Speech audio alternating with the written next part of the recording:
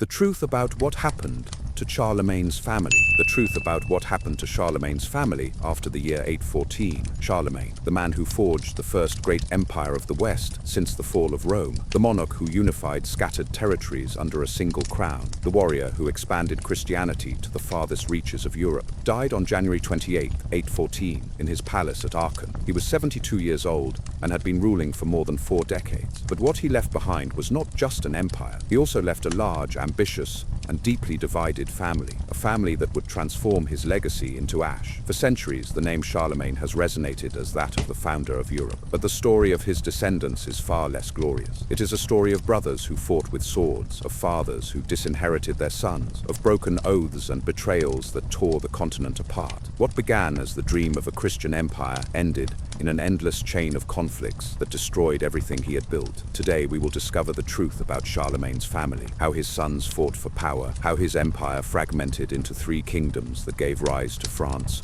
Germany, and Italy, and how that division forever marked the destiny of Europe. Before we dive in, don't forget to subscribe to our channel and activate notifications to stay up to date with our updates. Number 1. Charlemagne had at least 18 children with multiple wives and concubines. Charlemagne's personal life was as complex as his military career. Throughout his life, the emperor married at least 5 times, although some historians raise that figure to 6 or even 7 unions. In addition, he maintained relationships with several concubines, a common practice among monarchs of the era. From these unions, at least 18 recognized children were born, although the actual number could be higher. Among them stand out Charles the Younger, Pepin of Italy, and Louis the Pious, the 3 legitimate sons whom the emperor considered as possible successors. But he also had numerous daughters, including Rotrud, Bertha, and Gisela, whom he kept close to him at the imperial court until the end of his days. Charlemagne was a protective father, especially with his daughters. According to the chronicler Einhard, his personal biographer, the emperor refused to marry his daughters to other nobles, preferring to keep them unmarried in his palace. This decision, which seemed motivated by paternal affection,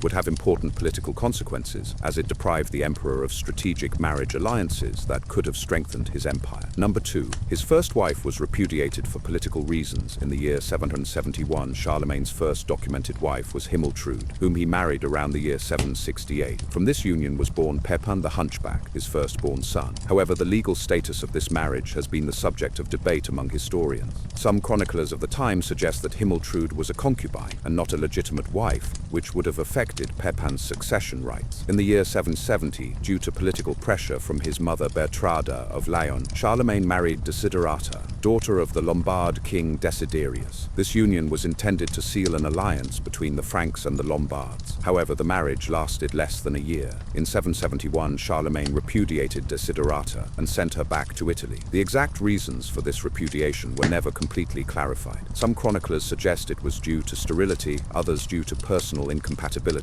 But the most probable explanation is political. Charlemagne had decided to change his strategy, and instead of allying with the Lombards, he was planning to conquer them. The repudiation of Desiderata was the first step toward the invasion of Italy that would occur a few years later. Number 3. Hildegard of Winskau was his most important wife and mother of Louis the Pious. After repudiating Desiderata, Charlemagne married in the year 771 to Hildegard of Winskau, a Swabian noblewoman of barely 13 years. This marriage proved to be the most lasting and politically significant of all. Hildegard accompanied Charlemagne on his military campaigns and actively participated in state affairs. During the 12 years their marriage lasted, Hildegard gave birth to 9 children, including Charles the Younger, Pepin of Italy, Louis the Pious, Rotrud, Bertha, and Gisela. 3 of these male children would become kings, and one of them, Louis, would eventually inherit the entire empire. Hildegard died in the year 783, at 25 years of age, shortly after giving birth to her last child. Her death left Charlemagne deeply affected. The chroniclers of the time described the emperor plunged into deep grief. However, reason of state demanded that the monarch marry again to secure more alliances and offspring. Number 4. Pepin the Hunchback conspired against his father and was locked in a monastery. Pepin the Hunchback, Charlemagne's eldest son, always lived under the shadow of doubt about his legitimacy. His mother Himiltrud had been set aside,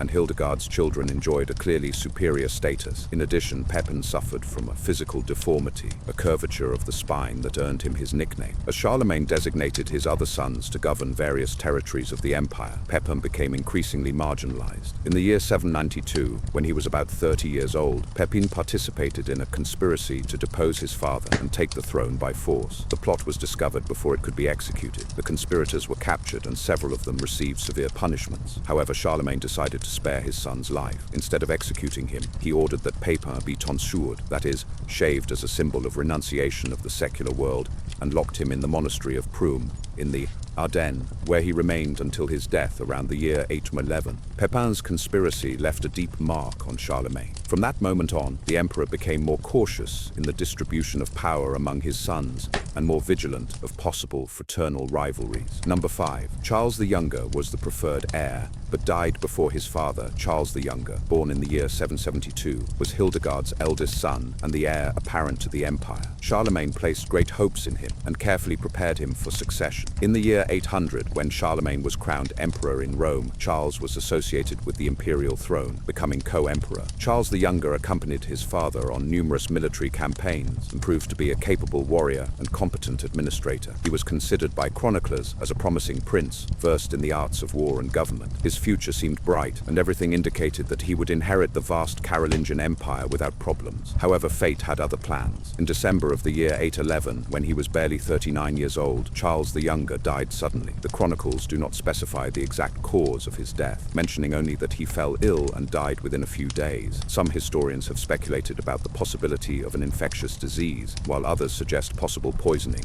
although there is no conclusive evidence. The death of Charles the Younger was a devastating blow to Charlemagne. He not only lost his favorite son, but also the heir he had prepared for decades to continue his work. The emperor, who was then 69 years old, was forced to completely reconsider his succession plans. Number 6. Pepin of Italy died 1 year before Charles, leaving the throne to Louis. Pepin of Italy, born in the year 727, was Charlemagne's second son with Hildegard. In the year 781, when he was barely 4 years old, he was crowned King of Italy by Pope Adrian I in Rome. Under the tutelage of advisors appointed by his father, Pepin governed the Italian kingdom for more than 30 years. Pepin proved to be an effective ruler. He led military campaigns against the Avars in the east and consolidated Frankish control over the Italian peninsula. He married a Frankish noblewoman and had several children, including Bernard, who would eventually inherit the kingdom of Italy. However, in the year 810, Pepin fell gravely ill. He died on July 8th of that year in Milan at 33 years of age. His death left his minor children orphaned and posed a succession problem in Italy. Charlemagne decided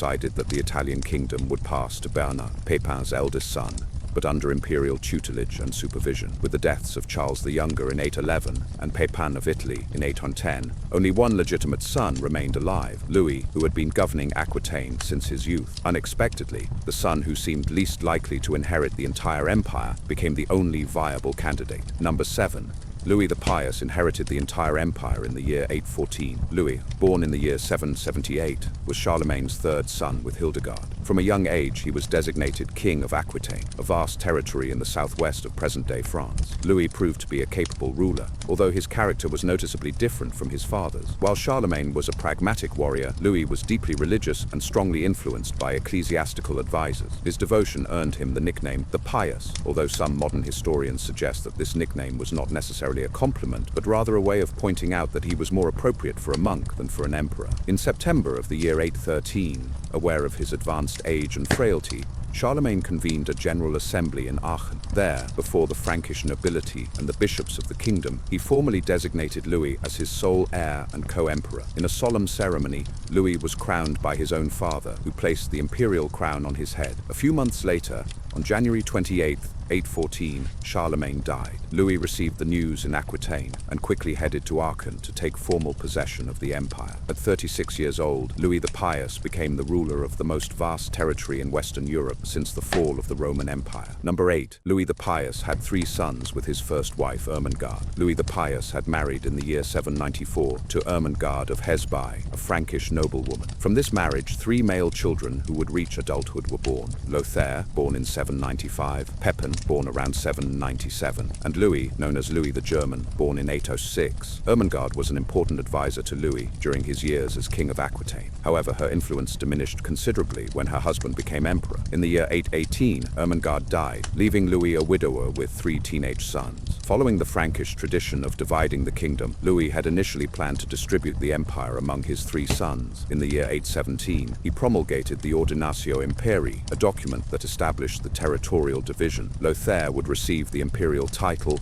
and most of the central territory. Pepin would govern Aquitaine, and Louis the German would control Bavaria and the eastern regions. This division seemed fair and balanced, designed to avoid the conflicts that had plagued previous generations. However, an unexpected event would completely disrupt these plans: the emperor's second marriage. Number 9. The marriage to Judith of Bavaria unleashed civil war. In the year 819, barely a year after Ermengarde's death, Louis the Pious married Judith of Bavaria, a young noblewoman of barely 19 years. This marriage, celebrated when the emperor was 41 years old, would have catastrophic consequences for the empire. Judith was intelligent, ambitious, and politically astute. She quickly gained influence over the emperor and became a powerful figure at court. In the year 823, Judith gave birth to a male child, Charles, who would later be known as Charles the Bald. The birth of Charles posed an enormous problem. The Ordinatio Imperii of 817 did not contemplate the existence of a 4th son. Judith, determined to secure a kingdom for her son, began pressuring Louis to modify the succession agreement. The emperor, deeply in love with his young wife, yielded to her demands. In the year 829, Louis announced a new territorial division that granted Charles the Bald a significant portion of the empire, mainly territories that had been previously assigned to Lothaire. This decision infuriated the 3 older sons, who saw how their inheritances were reduced to benefit their younger half-brother. Number 10. Louis's sons rebelled against their father in the year 830. The reaction of Louis's older sons was not long in coming. In the spring of the year 830, Lothaire, Pepin, and Louis the German allied with several discontented nobles and openly rebelled against their father. The rebels accused Judith of exercising undue influence over the emperor and manipulating him to favor her son. The rebel armies marched toward the imperial palace at Compiègne,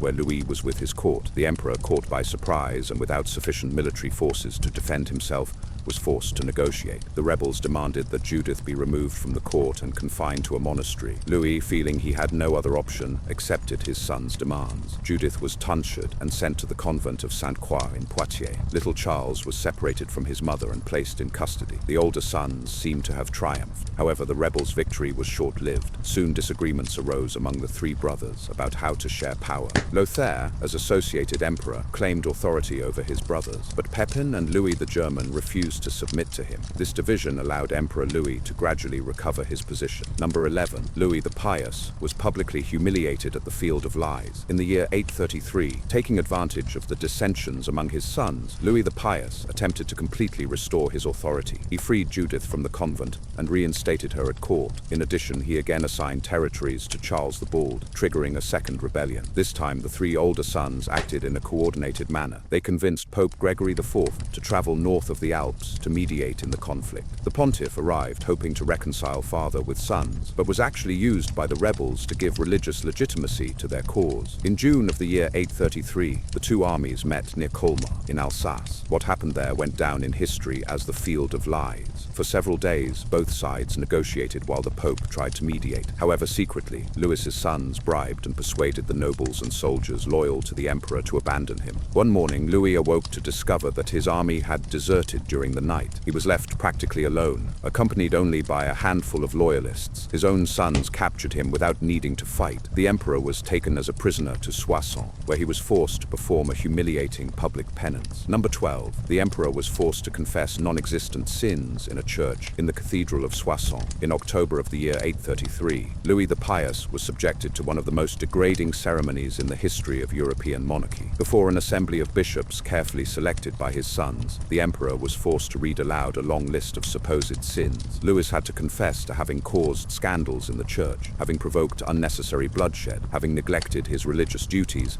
and having allowed lust and greed to govern his court. These accusations were largely fabricated, designed to justify his deposition. confession. After the confession, the emperor was stripped of his imperial insignia, the crown, the scepter, and the sword. He was dressed in penitent's robes and forced to perform acts of public contrition. Finally, he was declared unworthy to govern and sent to a monastery, while Lothair assumed total control of the empire. Judith was again separated from her husband and confined to another convent. Charles the Bald, who was then only 10 years old, was sent to a monastery where he would be educated for religious life, effectively eliminating him from the line of succession. It seemed that the imperial family had completely disintegrated. Number 13. Louis was restored to the throne 1 year later. Thanks to divisions among his sons, Louis's humiliation at Soissons marked the lowest point of his reign, but also the beginning of his recovery. The three victorious brothers soon began fighting among themselves for control of the empire. Lothair, a senior emperor, attempted to impose his authority over Pepin and Louis the German, who fiercely resisted. Many nobles who had initially supported the rebellion began to feel remorse for the treatment given to the emperor. The deposition of an anointed monarch was seen as a terrible act that violated the sacred order established by God. The bishops who had participated in the ceremony at Soissons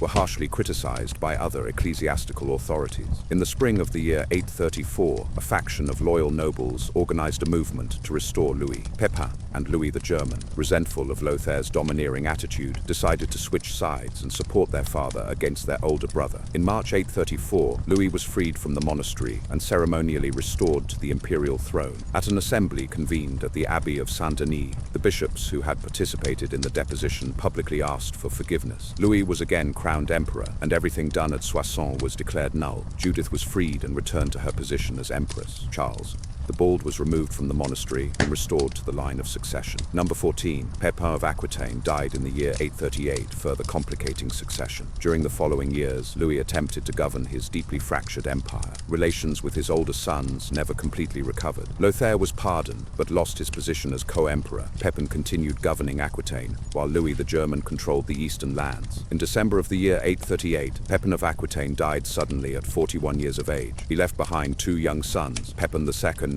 and Charles of Aquitaine. According to traditional Frankish succession norms, Pepin's sons should have inherited Aquitaine. However, Louis the Pious decided to ignore these rights. Instead of allowing young Pepin II to inherit his father's kingdom, Louis assigned Aquitaine to Charles the Bald, his youngest son with Judith. This decision was seen as deeply unjust by the Aquitanian nobility and by Pepin II, who refused to accept being stripped of his inheritance. Pepin of Aquitaine's death also altered the delicate balance of power among the surviving brothers. Now only two sons from the first marriage remained, Lothair and Louis the German, and one son from the second marriage, Charles the Bald. The stage was set for an even more destructive conflict. Number 15. Louis the Pious died in the year 840. Without having resolved the succession crisis, Louis the Pious spent his final years trying to hold together a disintegrating empire. He organized multiple assemblies to try to get his sons to accept his territorial division plans, but no agreement lasted long. Tensions among Lothair, Louis the German, and Charles the Bald were increasingly explosive. In June of the year 840,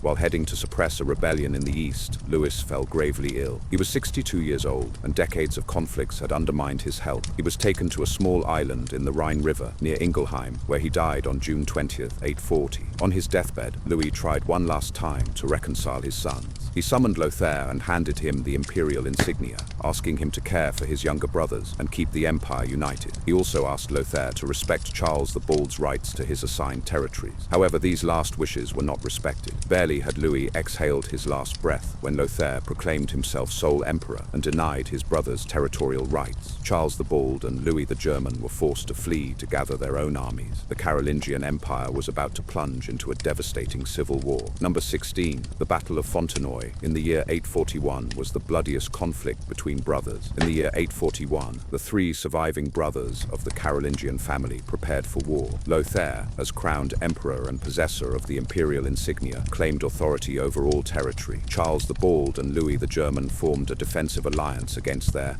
older brother. The armies met on June 25th, 841, near Fontenoy in Burgundy. It was one of the largest and bloodiest battles of the entire early Middle Ages. The chronicles speak of tens of thousands of combatants on each side, although exact figures are impossible to verify. The combat lasted all day. The three armies were composed mainly of Franks, which meant that brothers, cousins, and former comrades in arms were fighting each other. The chroniclers describe scenes of horror, with fields covered with corpses and rivers running red with blood. At the end of the day, the combined forces of Charles the Bald and Louis the German managed to defeat Lothair. The emperor had to flee from the battlefield, leaving behind his imperial insignia. Modern estimates suggest that between 10,000 and 40,000 men died at Fontenoy, an astronomical figure for the time. An entire generation of Frankish nobility perished in a single day. Number 17. The Oaths of Strasbourg created the first written Romance languages. After their victory at Fontenoy, Charles the Bald and Louis the German needed to consolidate their alliance. In February of the year 842, the two brothers met in Strasbourg to formally ratify their pact against Lothair. What happened there would have cultural consequences that would far transcend the politics of the moment. The two brothers exchanged solemn oaths of mutual loyalty, but they did so in an unusual way. Each pronounced his oath in the language of the other. Louis the German swore in Romance language, the ancestor of French, so that Charles's soldiers could understand him. Charles the Bald swore in Germanic language so that Louis's soldiers could understand him. These oaths were recorded in writing by the chronicler Nithard, Charlemagne's grandson. They are the oldest preserved texts in what would eventually become Old French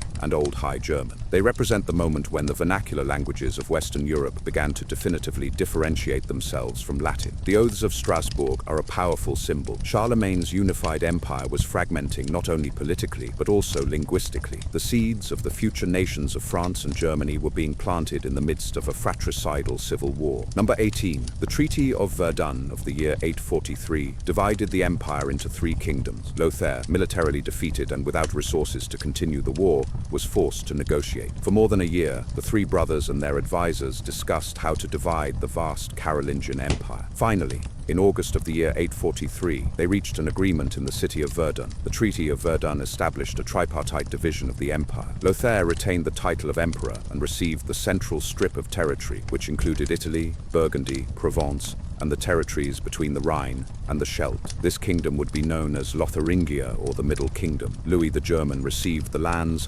east of the Rhine, Bavaria, Alemannia, Saxony, and Thuringia. This territory would eventually form the core of the Holy Roman Empire, and much later of Germany. Charles the Bald obtained the western lands, Aquitaine, Septimania, Neustria, and much of ancient Gaul. This would be the origin of the Kingdom of France. The division seemed to temporarily resolve the conflict, but created new problems. Lothair's Middle Kingdom was geographically fragmented and difficult to defend. It had no clear natural borders and was constantly threatened by its neighbors to the east and west. This instability would have consequences that would last more than 1,000 years. Number 19. Lothair's Middle Kingdom disintegrated after his death in the year 855. Lothair governed his fragmented Middle Kingdom for 12 years after the Treaty of Verdun. He attempted to hold his territory together and preserve the prestige of the imperial title, but it was an increasingly difficult task. His brothers constantly pressed on his borders, seeking to expand their own kingdoms at the expense of his. In the year 855, Lothair fell gravely ill. Aware that his end was approaching, he decided to follow the Frankish tradition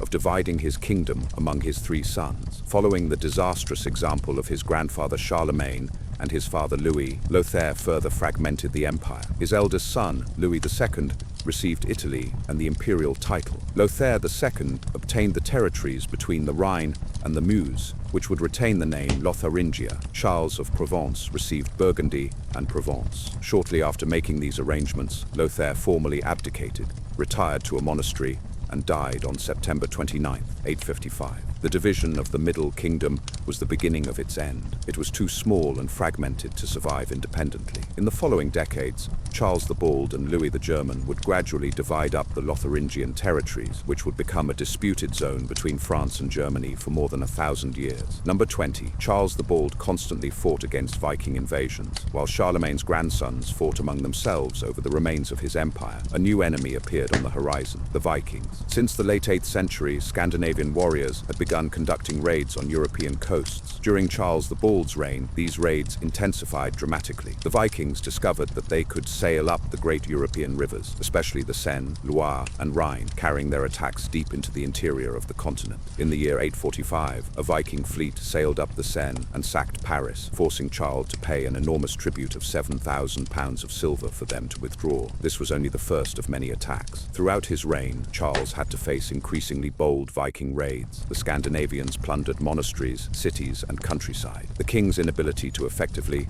Defend his territory eroded his authority and strengthened local nobles who built their own defensive fortifications. Charles tried various strategies against the Vikings, paying tributes for them to leave, fortifying key cities, building fortified bridges on rivers to prevent passage of their ships, and even recruiting some Viking groups as mercenaries against others. None of these strategies was completely successful. Number 21. Louis the German expanded his kingdom eastward against the Slavs. While his brother Charles desperately fought against the Vikings in the west, Louis the German had more success consolidating and expanding his eastern kingdom. Louis was a capable ruler and competent military strategist. He organized his kingdom efficiently, dividing the territory into duchies governed by loyal nobles. Louis led several successful military campaigns against the Slavic peoples in the east, Moravians, Bohemians, and Sorbs. These campaigns not only expanded his territory, but also established Frankish influence in Central Europe. Louis actively supported the Christianization of these territories, sending missionaries and establishing bishoprics. One of his greatest diplomatic victories was securing the loyalty of the duchies of Bohemia and Moravia, which recognized his sovereignty. Louis also strengthened the eastern borders by building a series of marks, or militarized border territories, governed by margraves with broad powers to defend against invasions.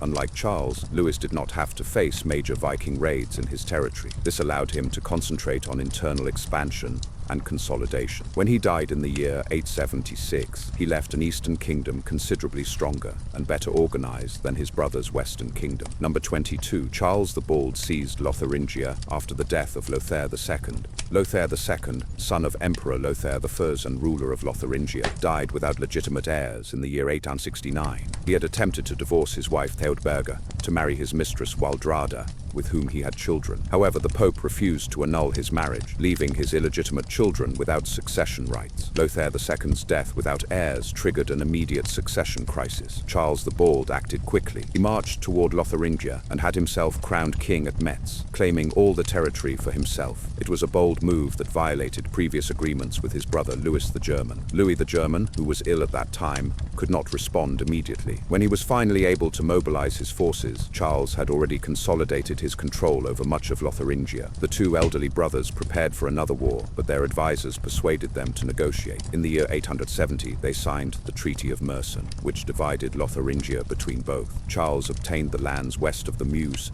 while Louis received the lands east of the Rhine. The intermediate territory was divided in a complex manner. This division of Lotharingia established approximately the border between future France and Germany, a line that would be disputed for more than 1,000 years. Number 23. Charles the Bald was crowned emperor in the year 875, but his reign was brief. In the year 875, Emperor Louis II of Italy, son of Lothair and holder of the imperial title, died without male heirs. The imperial title, theoretically elective but traditionally maintained within the Carolingian family, was left vacant. Charles the Bald saw his opportunity to realize the ambition of his entire life. Charles crossed the Alps with an army and headed to Rome. Pope John VIII, who needed military protection against Saracen threats in southern Italy, agreed to crown him. On Christmas Day of the year 875, Charles the Bald was anointed emperor in St. Peter's Basilica, becoming the second emperor of his generation. However, his triumph was short-lived. The Italian nobles resented his authority, and Louis the German, although elderly and ill, vigorously protested against the usurpation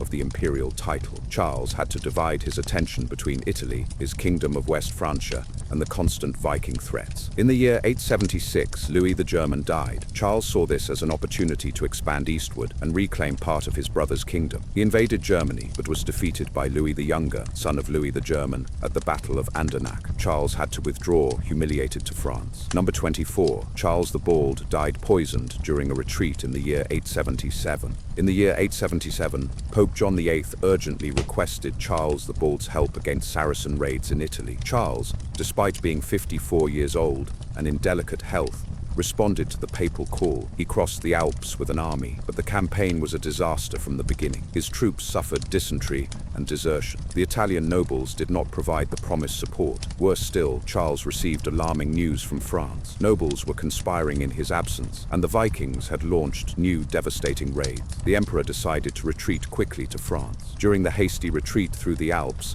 Charles fell gravely ill. The symptoms described by the chroniclers, intense abdominal pain, vomiting, and fever, have led many historians to suspect that he was poisoned. The most likely suspect was his personal physician, Sedecius, who had been bribed by discontented nobles. Charles the Bald died on October 6, 877, in a small town called Avrieux in the Alps. His body was hastily embalmed and transported back to France. But the embalming process was deficient. The chroniclers relate with horror that the corpse decomposed rapidly during the journey, producing a nauseating smell. He was finally buried at the Abbey of Nantua. Number 25. Louis the Stammerer reigned only 2 years before dying. Charles the Bald left several children, but only one surviving legitimate son. Louis, known as the Stammerer due to a speech impediment he had suffered since childhood. Louis was 32 years old when he inherited the Kingdom of West Francia and the imperial title, although the latter was quickly disputed. Louis the Stammerer was a weak and sickly ruler. His health had always been precarious, and his speech defect made it difficult for him to command respect among the Frankish warrior nobility. His reign was marked by the continued disintegration of royal authority in the face of increasingly powerful nobles. The Vikings continued their devastating raids. In the year 879, a large Scandinavian army besieged the city of Paris for months. Louis was unable to gather sufficient forces to break the siege. Only when the Vikings were bribed with an enormous tribute did they finally withdraw. On April 10, 879, barely 2 years after succeeding his father, Louis the Stammerer died at Compiègne at 34 years of age. The exact cause of his death is unclear, although chroniclers suggest it was a combination of chronic illnesses. He left 2 minor sons, Louis III and Carloman the Sagnos, who would have to govern jointly under the tutelage of powerful nobles. Number 26. The Carolingian dynasty entered terminal decline in the 880s. The decade of the 880s marked the final collapse of the Carolingian dynasty as an effective power in Western Europe. Charlemagne's descendants still nominally occupied the thrones, but real power had passed to the great territorial nobles, dukes, counts, and marquises. In West Francia, Louis the Thirster and Carloman II ruled jointly from the year 879. Louis died in a hunting accident in the year 882, leaving Carloman as sole king. However, Carloman died only 2 years later, in 884, from wounds suffered in another hunting accident. Both brothers died without heirs. The throne of West Francia then passed to Charles the Fat, a grandson of Louis the German, who was already king of East Germania and emperor. For a brief moment, between 884 and 1887, the Carolingian territories were once again united under a single ruler, but it was an illusory unity. Charles the Fat proved to be completely inept. He could not defend against the Vikings, who besieged Paris again in 885-886. His failure was so complete that the nobles of the Western Kingdom deposed him in 887, ending the last attempt to keep the Carolingian Empire united. Charles died shortly after, abandoned by all. Number 27. The nobles elected non-Carolingian kings for the first time in France. After the deposition of Charles the Fat in the year 887, the nobles of West Francia met to elect a new king. For the first time in more than a century, they chose someone outside the Carolingian family, Odo, Count of Paris, who had heroically defended the city during the Viking siege of 885-886. Odo's election marked a turning point. Although one last Carolingian, Charles the Simple, would eventually recover the throne in 898, the principle that the king should be elected by the nobles and not simply inherit by right of blood had been firmly established. In the east, the situation was similar. The Germanic nobles elected Arnulf of Carinthia, an illegitimate son of the Carolingian line, as king of East Germania. Arnulf was a relatively capable ruler and managed to be crowned emperor in 896, but his successors were increasingly weak. The last Carolingian to rule Germany was Louis the Child, who died in 911 at 18 years of age, without heirs. The Germanic dukes then elected Conrad I, completely outside the Carolingian dynasty, as king. In Italy, the situation was even more chaotic, with multiple local pretenders disputing power. Number 28. Hugh Capet founded a new French dynasty in the year 987. The Carolingian dynasty became definitively extinct in West Francia in the year 987, when Louis IV, the last Carolingian king, died in a hunting accident. He was only 20 years old and left no heirs. His uncle, Charles of Lorraine, had a hereditary right to the throne, but the French nobles had other plans. The great lords of the kingdom, led by Archbishop Adalbert of Reims, decided to elect Hugh Capet, Count of Paris and Duke of Francia. Hugh was a descendant of Odo, the hero of the Viking siege. His family, the Robertians, had been the most powerful in France during the previous century. Hugh was crowned king in the Cathedral of Noyon on July 3, 987. He was astute enough to have his son Robert crowned as co-king immediately, establishing the principle of hereditary succession within his own family. This decision ensured dynastic continuity. The Capetian dynasty that Hugh founded would rule France for more than 800 years in uninterrupted direct line until the French Revolution. The collateral branches of the Capetians continue on European thrones to this day. Thus, the family that replaced the Carolingians proved to be much more enduring than Charlemagne's descendants. Number 29. The Holy Roman Empire continued claiming the Carolingian legacy. Although the Carolingian dynasty became extinct in France in 987 and in Germany in 911, the concept of the Carolingian Empire survived, especially in the east. In the year 962, Otto I of Saxony was crowned emperor by the Pope,